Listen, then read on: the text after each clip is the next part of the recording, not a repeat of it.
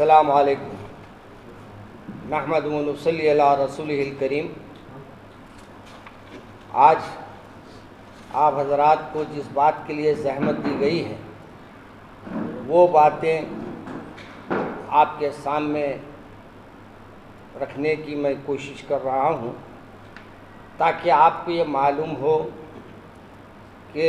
امارت ملت اسلامیہ آندھرا پردیش یہ تقریباً 60 سال سے الحمدللہ یہ خدمت انجام دے رہی ہے، اور اس کے تحت پہلے اصلاح معاشرہ کے پروگرام چلتے تھے اور الحمدللہ آج بھی چل رہے ہیں۔ اس کے ساتھ ساتھ یہ بھی ہمارا ارادہ ہے کہ مزید ان کاموں میں اضافہ کیا جائے۔ چنانچہ پہلی بات تو یہ ہے کہ اصلاح معاشرہ کے جلسوں میں ہمارے 3 اہم جلسے ہوا کرتے تھے، اور یہ مرکزی جلسے جامع مسجد چوک میں ہوا کرتے ہیں، لیکن 1 سال لاک ڈاؤن کی وجہ سے یہ جلسے نہیں ہو پائے، اور شاید لوگ اب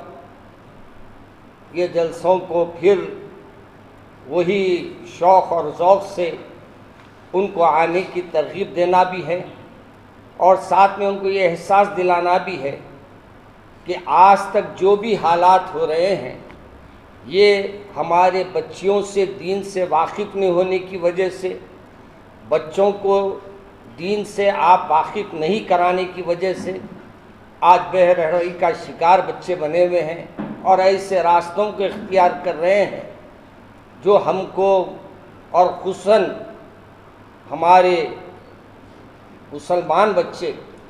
ایسے چیزوں میں مبتلا ہو گئے ہیں کہ شراب ہمارے پاس نوجوانوں کے پاس عام ہو گئی ہے، نشہ آور چیزیں وہ بآسانی اپنے استعمال کر رہے ہیں اور بآسانی ان کو مل رہی ہے۔ اسی انداز سے جو بھی آج کل کے حالات میں بچیوں کے جو ہمارے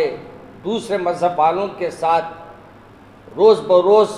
جو حالات پیدا ہو رہے ہیں وہ بھی آپ کے سامنے ہیں، وہ بھی کوئی مخفی بات نہیں ہے۔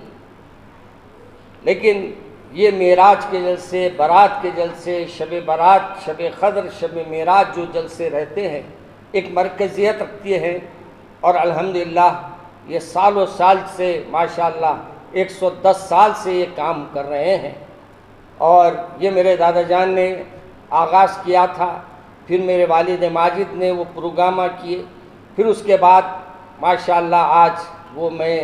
اللہ تبارک و تعالیٰ مجھ سے یہ کام لے رہا ہے۔ اسی انداز سے میرے عزیز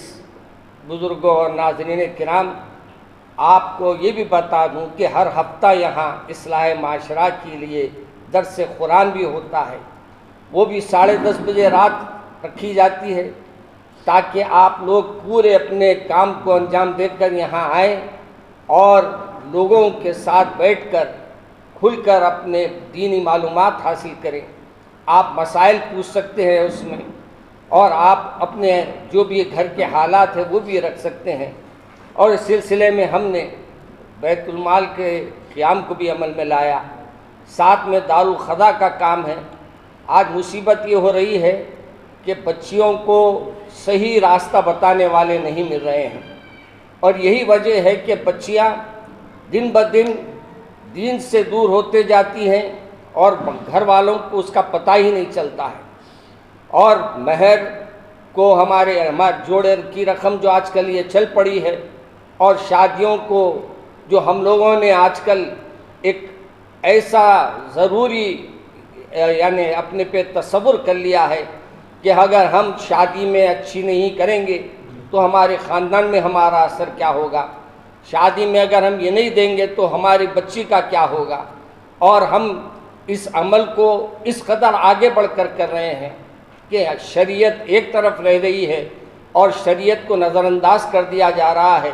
اور اپنی منمانی جو اپنے سے ہو سکتا ہے وہ کام انجام دے رہے ہیں۔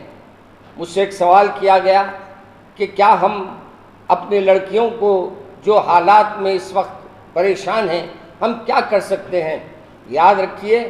زبردستی ہم اپنے لڑکیوں کو سسرال بھیجتے جاتے ہیں جب ہم کو معلوم نہیں ہے کہ وہاں اپنی بیٹیوں کے ساتھ کیا سلوک ہو رہا ہے۔ لہٰذا وہ عمل بچیوں کے لیے بھی نقصان دہ ہوتا ہے اور بچوں کے لیے بھی نقصان دہ ہوتا ہے۔ اس لیے بچیوں سے میری خصوصاً والدین سے ان کی گزارش کر رہا ہوں کہ آپ لوگ اگر بچیاں اپنے رہنا نہیں چاہتی ہیں اور ان کے شوہر کے درمیان ایسے حالات سازگار نہیں ہو رہے ہیں تو آپ کا کام یہ ہے کہ اپنی بچیوں کو آپ دارالخضا سے رجوع کریں اور دارالخضا میں رجوع ہو کر اپنے بچیوں کے مسائل کو پیش کریں۔ ہمارے پاس کاؤنسلنگ سینٹر بھی ہے جہاں ہم پہلے مشاورت کرتے ہیں، دونوں کو بٹھا کر بات کرتے ہیں،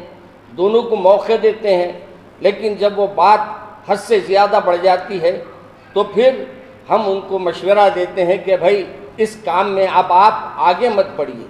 یہ حالات اس وقت اتنے خراب ہو چکے ہیں کہ ہم زبردستی بچیوں کو اپنے سسرال بھیجنا چاہتے ہیں، جبکہ سسرال میں وہ مقام وہ مرتبہ ان کو نہیں مل رہا ہے۔ تو ہم اپنی بچیوں پہ زبردستی نہ کریں اور ان پہ یہ ٹینشن نہ بڑھائیں کہ آپ نہیں جانے کی وجہ سے ہم خاندان میں بدنام ہو جائیں گے، ہمارے گھر میں رسوائی ہوگی، خاندان میں ہمارے تھوکیں گے۔ اس انداز کے جملوں سے بچیوں کو مزید پست مت کریں، کمزور نہ کریں، بلکہ بچیوں کو ہمت افزائی کریں، جہاں تک ہو سکے کوشش کریں گفتگو سے حل ہونے کی، اور پھر اگر گفتگو سے حل نہیں ہوتا، جب آپ کا دل بول دے کہ یہ چیز چلنے والی نہیں ہے تو پھر آپ خود اس مسئلے کو حل کرنے کے لیے آگے بڑھیں اور کوئی ایک نتیجے پہ پہنچے، ورنہ جو عائشہ کے حالات ہیں وہ پھر ہمارے سامنے مزید دہرائے جائیں گے، اور ہم یہ نہیں چاہیں گے کہ یہ عائشہ بیگم کی جو انداز تھے ہم اس کے اپریشیٹ کریں یا ان کو شاباشی دیں۔ یہ کمزوری کی بزدلانہ حرکت ہے۔ آپ کا کام یہ ہے کہ آپ آگے بڑھیں اور اپنے والدین کو اس کے طرف والدین کو یہ بات کا احساس دلائے کہ یہ جو عمل ہو رہا ہے میں برداشت نہیں کر سکتی، لہٰذا آپ میرے لیے خاندان کو نہ دیکھیں، خرابتداروں کو نہ دیکھیں، محلے والوں کو نہ دیکھیں۔ اللہ نے عورت کو خلا کا موقع دیا ہے، خلا لینے کا بھی ان کو اختیار دیا ہے، لہٰذا ان کو وہ اختیار حاصل ہے وہ خلا کے لیے، اور جب خلا نہ دیتا ہے تو پھر اس کے لیے بھی غور کریں گے کیا کرنا ہے۔ چنانچہ میں نے ایک بات یہ طے کی ہے کہ اس کے ساتھ ساتھ میں نے